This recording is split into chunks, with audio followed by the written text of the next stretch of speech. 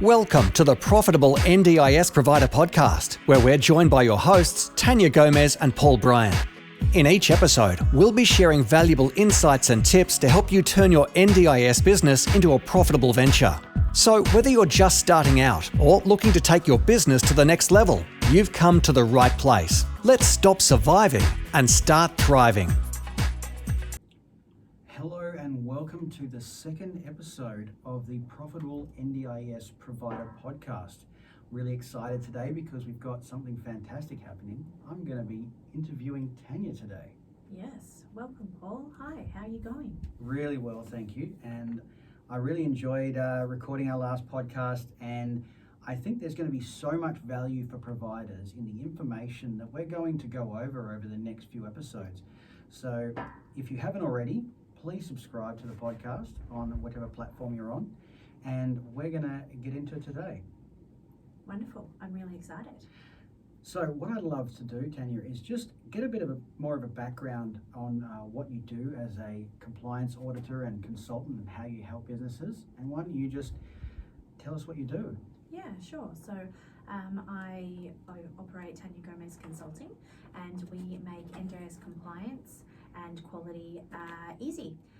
So I work as an NDIS auditor, and I use what I learn as an auditor to help my clients really understand how to comply. I really believe that NDIS providers, at least 99.9% of NDIS providers, really want to do a good job. They just really don't know how to do that. Yeah.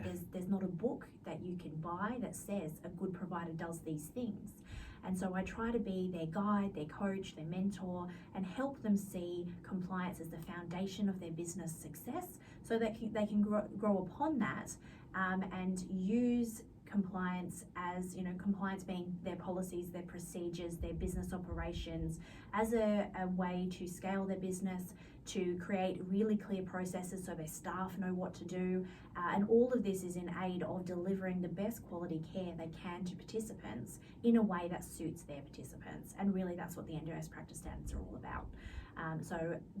That's what I do. I spend my days auditing providers, guiding, coaching, mentoring providers, and consulting to them around things to do with quality and compliance, but also it really crosses over into business advisory, because for me at least, quality and compliance and business success are all linked as one. It's one of the ingredients you need for a successful, compliant and high quality business.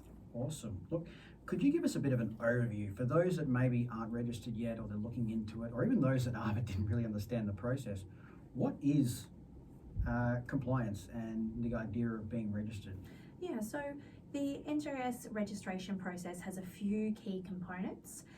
There is an application process, there's an audit process, and then there's a bit of a awaiting approval status. And then once all of those things are done, you become registered as an NDIS provider. So I'm one of the co-founders of Provider Plus. I'm no longer involved with Provider Plus, but as the co-founder, and I was the COO for many years, we registered over 4,000 NDIS providers, 53% market share under my leadership. And so I've been through this process more than most. Mm-hmm. And so I intimately understand the application process from all angles. I've been through it as a provider. I've registered a few businesses myself and sat in audits as a provider. Yeah. I've been through it with providers, holding their hand as a consultant, and I've been through it as an auditor a couple of hundreds of times. I intimately understand it, and I understand it from all angles, which I think makes me a little bit unique, but also means that I can see it from all different angles and help from all different perspectives. Yeah, fantastic. You've definitely had a bit of experience in that space. Just a little. And having that different angles of perspective must really make it a lot simpler for you to see the big picture. Yeah, to see the big picture and not to stress so much about if any little piece doesn't work, because I understand where in the process it fits, and if that doesn't go well, what happens up the chain and what the real ramifications are. I've seen some really scary things of when it's gone really bad, but I've also seen lots of times that it's gone much better than the person expected. Really scary, horrible audits are few and far between, at least from my perspective. Right. But I think that it's really about being prepared and understanding, and when you know more, you do better. So if I can help people to understand the process, it becomes a less stressful, more they can anticipate what's going to happen and they can prepare better, and so the whole experience becomes a more positive one. That's brilliant. Look, with that experience, could you tell us a bit about the application process, what to expect, what it looks like? Yeah, so the application process is done through the NDIS Commission's website. So you go onto the website, you need to set up a Proto account, which is a provider digital access account first. And that's similar to a MyGov account. Everyone has one if they want to operate with the government and lodge claims through a government department. You do the same if you're an allied health person lodging through Medicare, as an example. So you set up Proto first, you go through the portal, and there's a whole lot of questions. As part of this, the first time people usually ask for help is when they see what is called the self-assessment answers. And this is a 2,000 word blurb against every quality indicator under every standard. So if you're a certified provider, there's 24 standards. That, let's say, is about 150 quality indicators you're being assessed against, and you need to write 2,000 words for each of those on how you comply. So self-assessment answers is the first part. You then do a declaration of suitability, things like have you been bankrupt, etc. You answer a whole lot of questions about what your business will provide, what registration areas, where you're located, etc. And when you've done that at a service that does registrations, that's quite a quick process.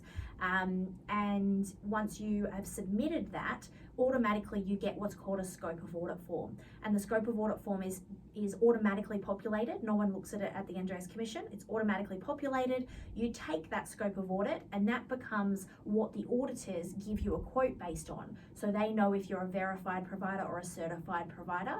They know what modules you need to be assessed against. And then based on that, they can figure out how many audit days and therefore what they're going to charge you. Yeah, right. That seems like a very straightforward process. It does seem very straightforward. Yes, it does. It's like, I have a number of people who I've spoken to who work in the NDIS Commission, and they are baffled that there are consultants that do this. Yeah. So yes, on paper it is just 3 steps. You log in, you fill out the answers, you press submit, kind of like any kind of government process. But it's getting those answers right and understanding, when you're choosing registration groups, there's 36 registration groups. How do you know? And the namings don't really make sense. How do you know that SIL, if you want to be a support independent living provider and operate SIL houses, there's no way to tell you that is registration group called daily living in a shared group environment, like 115. How would you compute the two? So really, as a consultant, I love working with people when they're choosing their registration areas, because I can help them understand what that means. Because it's different language than what's in the participant's plan. They don't use the same language. So it'd be too easy, right? So it's that translation piece. I often say, as an NDIS auditor and as a consultant, I'm translating all the time. I'm translating for what the practices you do in your business against the standards, and I'm also translating between the participant-facing language that the NDIA writes and the provider language that the Commission writes, because there isn't many similarities, and so you need to do that translation so that you're speaking the same language and understand what it is you're applying for. And I must say that most people who fail at audit and have a horrible audit time, they have applied for registration groups that they can't demonstrate compliance for because they're not suitable, they haven't got the experience, they don't even understand what they're applying for. And even when I work with people who've been operating 3, 4, 5 years, you sit down and you look at their scope and you're like, you've got 34 out of 36 registration groups. This is meaning that your audit process is 10 times longer, therefore more expensive than it needs to be. Let's just apply for what you actually want to deliver in the next 18 months. And you can always change your mind and add things on at your midterm audit in 18 months' time. Let's not go ahead with 35 registration groups just because you can. Let's be really selective about what you want to deliver, who is your client base, and let's align those registration choices so that they're going to work in your business and not just create a whole lot of additional paperwork for you. I think you definitely hit the nail on the head there with, people applying for all parts of it, creating a lot of undue stress, but also it means they're really not understanding who they're really providing a service for and what services they really are passionate and equipped to deliver. Yes. Yeah, you don't want to be a jack of all trades. You Yeah. really want to specialize. And so I often talk to people around choosing your participants first, even if you don't know who they are. I find a lot of providers are setting up with a specific person in mind, whether it's their a cousin, a friend, a loved one, a child, a husband, that they're setting up this service to support. And that often really helps them go, okay, I want to work with people who are this age in this location with these type of needs. And once you know that, you can then retrofit what services you're providing, and then make the compliance fit that. If you start with choosing registration groups for the sake of it and then trying to fit your business around it, it's the tail wagging the dog. Absolutely. Look, let's discuss that big scary word, audit. What Yes. does the audit process really look like? Yeah, so there's two types of NDIS provider. There's a verified provider, which is seen as a low risk provider, and there's a certified provider. And a certified provider are the type of providers that you would imagine. They're disability support workers, they're people delivering supports. So the process is actually quite different for both of them. A verified provider is only assessed against 4 standards. Their auditors are only given half an audit day, and the audits are always remote. And so a verified provider would be people like allied health professionals, cleaners, gardeners, plan managers, community nurses, and they're seen as lower risk for 2 reasons. Either their business is ancillary to the NDIS, so as an example, I registered hundreds of chemists. And so a chemist is ancillary because yes, they work with people with disability, but they work with the general public, and a percentage of their clients have a disability simply because they work with everybody. Yes. Same as cleaners or gardeners. And so they're seen as low risk because it's the supports they're providing aren't directly disability supports. And they also want to have an easier time so that they don't not become a provider. Mm-hmm. The second reason someone's verified is that they have another professional body membership. So Allied Health is a great example. Allied Health could work predominantly with people with disability, but they might also work under Medicare and work under workers' comp and a few other things. But they have another professional body. So if you're a speech pathologist, you're a member of SPA. If you're an OT, you're a member of OT Australia. If you're a nurse, you've got AHPRA. And so they're seen as lower risk because there's other requirements. And you're also qualified in that space. So allied health professionals have between 4 and 6 or 10 years of study in that Yes. area. So that reduces the risk of harm to people with disability, the community, their staff. So a verified provider will have an off-site audit every 3 years. And so it's quite a simple, quick process. In the policies for verified, you'd see 4 policies. So you'd get 4 pieces of paper. A certified provider is black and white, night and day. It's very different. Certified providers are assessed against, it starts at 24 standards and it goes up to hundreds of standards if you add other modules to that. So a certified provider are the businesses you would think are disability support businesses. You're talking about group activities, participate in the community where you're taking them out to do shopping and go to church and those type of activities, and disability support work in general, SIL houses, all of that falls under certified, and also being a support coordinator. So all of that are disability specific supports, and so there's 24 standards that they meet. And then there's additional modules. So there's modules 1, 2, 2A3, 3A4 and 5. And those modules are for specialized people. So I would never recommend anyone does a specialist module unless they are actually in that space and that's their business. Yeah. So module 1 is high intensity daily personal activities, and that's complex nursing care. So peg feeding, bowel care, enteral feeding, all of that comes under complex nursing care, and you would only do that if you're a registered nurse and you know what you're doing. Yes. Module 2 is specialist behaviour support, and that is the development of a behaviour support plan, and you'd be a psychologist or a psychiatrist, and you'd be working with the most complex people. Outside of the NDIS registration, every single behaviour support practitioner needs to be registered themselves every 12 months. Wow. And so that's the most highly regulated space, and you would not do that unless that is what you do. Module 3 is early childhood support. So that's providing usually allied health services to under 7-year-olds. And so the reason for the additional standards, there's 14 standards in module 3, is because working with children, there's a whole lot of other requirements, like making sure that they're safe and protected. There's additional things that you need to do there. Module 4 is specialist support coordination, so that isn't the same as just normal support coordination. That is a temporary support for complex clients, and as a result, there needs to be more training and more qualifications and more understanding of complex needs to deliver that service. And Module 5 is specialist disability accommodation, which is the bricks and mortar building of an SDA house, and you wouldn't do that unless you're an engineer, a builder, an architect. And so once you know if you're certified or verified and what modules you have, that'll really outline what your audit process is. A certified audit has 2 stages, a stage 1 and a stage 2. A stage 1 is a document review and is done off-site. A stage 2 is an on-site audit where an auditor will come to you on-site and look at your practices. And that can be anywhere from 2 days till the longest audit that I've done is 15 days. Wow. A stage 2 also includes interviewing participants and interviewing staff. So it's quite a big process. Once the audit is done, you go to stage 1 and stage 2, you'll get your audit report usually a week after your audit, and then the auditor has to do all of their work on the portal, submit it to the NDIS Commission. It goes through a technical review process inside the auditing body. But if you have any non-conformances, you know at your closing meeting. So at your closing meeting, the auditor needs to tell you if you have not conformed in any of the standards, and then you have to do a corrective action plan. And if you have a minor non-conformance, you've got 18 months to close that out. And if you have a major, you need to go to another audit within 90 days called a corrective closeout audit. And that's a high level outline of the audit process for certified and verified. Yeah, right. Like, there's a lot in there that, you know, if you didn't have someone helping you through that process, you would get so confused and probably end up doing way too much that was completely unnecessary.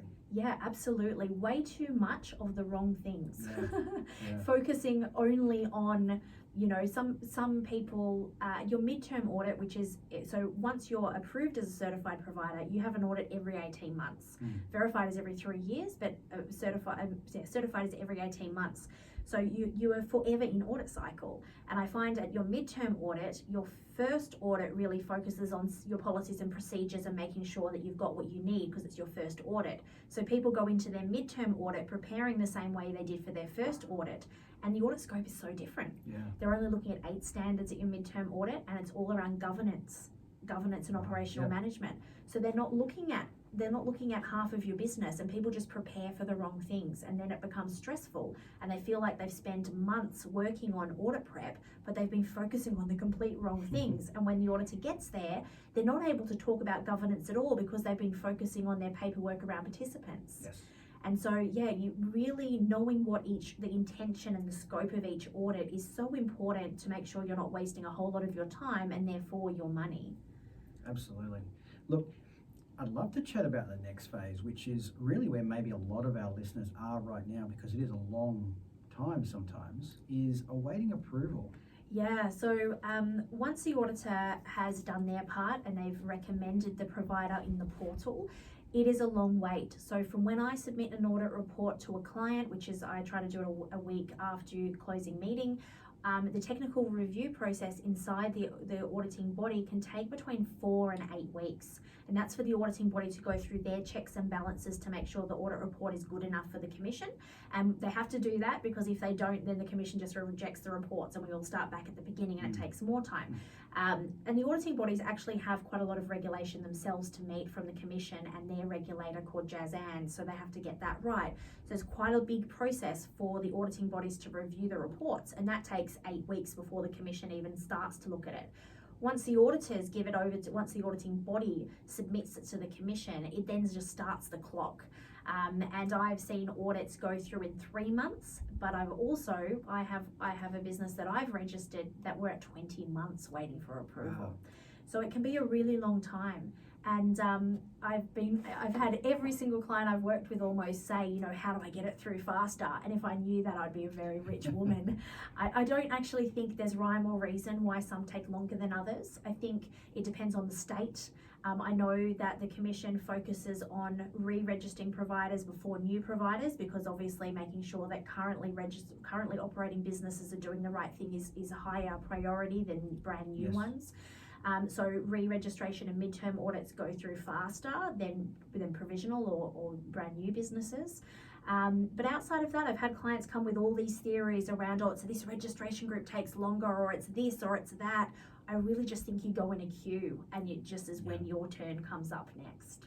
Yeah, I could only imagine that at some point there's a lot of re-registrations happening, midterm audits, and so that just fills out, and so everybody's waiting just slips down the list a little bit further while that process happens. Yeah.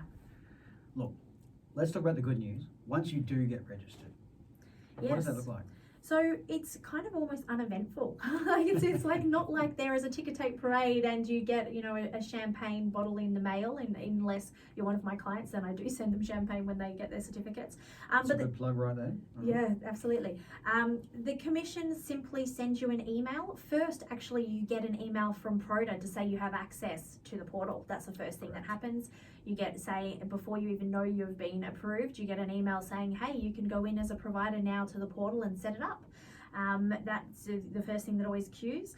Then you get your certificate emailed over to you from the commission. It'll have on there any conditions, and so there's different conditions based on anything that happened at audit, and that's it. Then you have a registration number and you're a registered provider.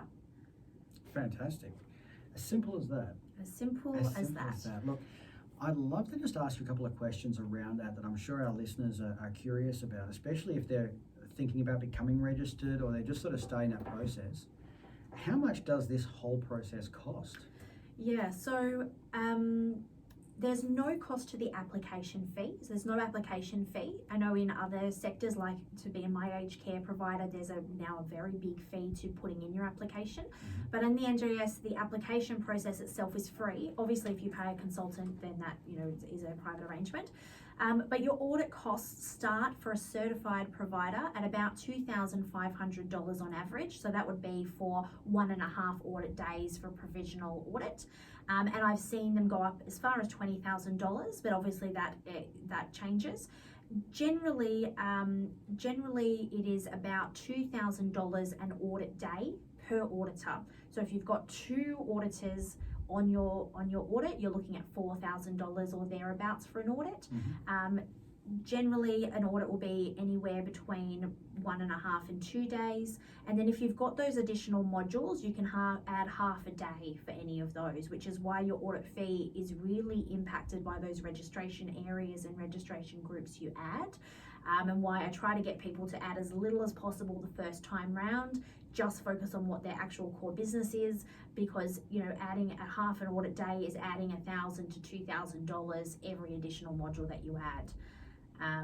For a verified provider, it starts at about $800 and goes up to $1,200 for the 3-year period. Right, yeah. So we talked about the wait period, but how long does it really take someone to actually get to the point of having their audit and having everything actually happen? Yeah, so generally I would see a provider would take a month to do their application, and then they would wait 2 months till they can get in on average to see an auditor, anywhere between 1 and 2 months to see an auditor. So there you've already lost 3 months. And then the audit process itself will take between your stage 1 and your stage 2 is generally, it's a minimum of 10 days between stage 1 and stage 2 and a maximum of 90 days. So you can see the audit process itself take 3 months. And then if you fail, you get another 3 months till you have to go through an audit again. Yeah. On average, if everything goes well, you're looking at between 3 and 9 months to get through the audit process. And then you've got between 9 months plus for the NDIS Commission to do their side. So all up, you're looking at a minimum 9 months for the process, at a maximum 2 years. Yeah, right. Well, I mean, if you went into the process thinking, 18 months, 2 years, then, you can just get on with it and keep going rather than sitting there stressing about it. Verified providers are much easier because they're lower risk. So I see them coming through anywhere between 3 months and 6 months on average, 9 months at an extreme. But I guess the other thing is is that you don't have to wait to operate as well. You can work as an unregistered provider during that period. You can't obviously claim from agency managed clients during that time, and you can't deliver behaviour supports module 2 or specialist disability accommodation module 5 while you're unregistered, but you can operate in every other space. And that's generally my suggestion, is get out there and start marketing and operating as if you're registered, because really you're just waiting for that certificate to come through. Yeah, I've definitely had that conversation with a few providers who are, say, I don't want to start until I'm registered, but if you're starting a new business, you really need to understand who you're working with before you go through that process, because obviously if you know what you're registering for, it makes the process simpler and cheaper. Yeah, absolutely, it does.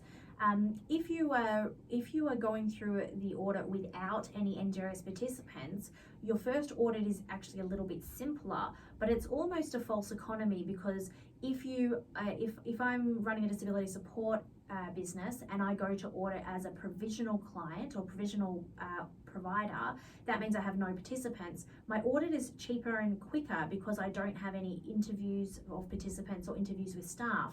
But as soon as you've been delivering services to staff or participants, you have another audit 3 months later called a service delivery audit, where that does happen and you have to pay for another audit. So in some respects, it is better to operate as an unregistered provider for a little while, find your niche, prove your business model, and then go forwards with registration with what you know you're registering with, as long as you don't want to operate in the behaviour supports or the SDA space. Yeah, fantastic. Look, is the audit process that much more of a hassle if you do have the participants? Like you just mentioned that if you have, no participants, you have to go through that process later on. What would you recommend there? Yeah, it depends. It depends how eager you are to get going, and how experienced you are in the sector. If you are green and brand new, it's probably an easier audit process for you to go through without participants, because you don't know anything yet, and so it's understandable at audit that you don't know anything yet. Where if you wait to have participants to go through your audit, you'll have a full audit as opposed to a provisional audit, and your auditor's going to have higher expectations of you. Yeah. Remembering that the NDIS standards are what they call proportionate, so they need to be applied differently to every provider based on the size and the scope of their operations. So if you don't have an operation, the benchmark is low, where if you have 5, 10 or so participants, the bar has been lifted for you. So you want to understand the sector before you go to audit in that space. Yeah. And every audit gets increasingly more difficult because the proportionality has increased and the expectation is a little bit harder. So if you're really experienced and you've been a support worker your whole life and you're venturing into your first business, I would say go and be an unregistered provider, test the business model, and then become a provider when you have enough cash flow to do it. Absolutely. But if you are green, you're moving from being a financial planner and you're moving into the NDIS space for the first time, I would say register green, go through while you're waiting for registration, learn those skills, and then get ready for that second service delivery audit 3 months after service delivery, so that you've got time to learn, and that would be the easier process. I think that's some great advice. Just really understanding where you're coming from and which situation is going to work best for you. Yes, absolutely. Look, another quick question. Why register? Yeah, so I am all for registered providers, and I know that's pretty funny because I, do audits and I ran the largest registration business in Australia. But I really believe that registering gives you a level of professionalism. It's almost like a tick of approval. I think also I really believe that participants are vulnerable and they need to be protected, and the legislation for me is a level of protection for participants. I also think there is a whole lot of an undertide of unregistered providers that are getting away with things that they wouldn't as a registered provider, and I worry about what that shapes the whole landscape. Coming from the vocational education sector, where I ran an amazing business and so did many of my colleagues, but we all got tarred with the vet fee help funding brush. We all got made to feel like we were dodgy providers because a very small handful of providers did the wrong thing. I would hate for unregistered providers who don't have the same level of transparency to the government, for a few of them to do the wrong thing and that tar the rest of the sector. So for me, it's a security blanket. I understand why there are unregistered providers. I understand that it's around choice and control for participants, and I absolutely support that. I think it makes no sense for Jim's Mowing to have to be a registered provider for someone to service the one participant in their area. I understand it's a demand-driven system, and I support a demand-driven system. I think it brings out the best in everyone in a demand-driven system. But I feel that there needs to be a level of accountability for unregistered providers if we're going to continue in this space, or potentially we leave unregistered providers for only certain registration areas. You know, I read a horrible case study the other day as part of the Disability Royal Commission about a 20-year-old participant who was left to drown in the bath. And that was a registered provider, but I can only imagine that if registered providers have to have policies and procedures in place, it minimises the risk. And so I'm all for that. As a provider, I think it sets you apart from the unregistered providers. It shows that you've made a commitment to your business. It shows that you value quality and compliance, and you're doing all of these things to run the best business you can to provide the best level of support. Absolutely. And look, one last question that I definitely hear a lot is, if I get registered, will I get clients? Well, I mean, I don't have an answer to that. I think my gut response to that is you get participants by running a great business and by delivering supports that fit the needs of participants. And so if through the audit process you're able to lift your quality by being demanded to have certain systems and processes in place, that should help you be person-centered enough to find that. You know, as part of the audit process, you need to do participant surveys, you need to look at your data, you need to make sure you're managing complaints and feedback. All of that has to be a positive thing. It also ensures that you're reviewing your staff's performance, that you're doing regular performance reviews, that you're supervising your staff. And so your staff are the face of your business. They're out there delivering the service. If you then have to have an increased expectation of them, that can only be a positive thing. Not saying you can't have these things in an unregistered business, you absolutely can, but you're not having anyone critique it and enforce it. Yeah. So yeah, I think that I think that being a registered provider has its advantages. Yeah, look, I think that that's a point that you've made there, is that it's more about what you're providing, and you're providing a really good service. You'll be connecting with clients. Getting registered doesn't mean you'll get clients automatically, but it does mean that you open yourself up to a whole new market of people that are obviously agency managed. Yes. And you are held to a higher standard. Yes. I think that's absolutely correct. I think also there are some tools like the LACs. They can recommend or not recommend. They can refer to registered providers. I don't believe they refer to unregistered providers. You also can use things like the NDIS portal, which is only for registered providers. You can come up as registered on their website. I don't know how much of that actually gets you clients.